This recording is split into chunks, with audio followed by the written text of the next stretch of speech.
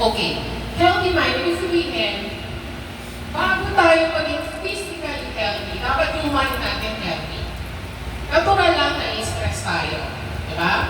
Nagkakaroon tayo ng mga anxiety, panic attacks. So, alam namin yung kita Marilyn at kita Ona. Pero, ibig sabihin, pag tayo nag-stress, bigyan natin yung sarili natin ng breather. No? Huwag tayo masyadong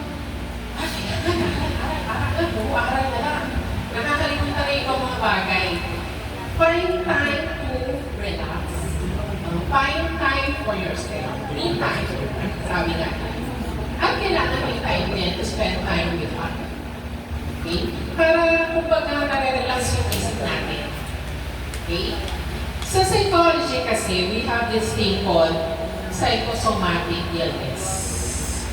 Ano ba ang psychosomatic illness?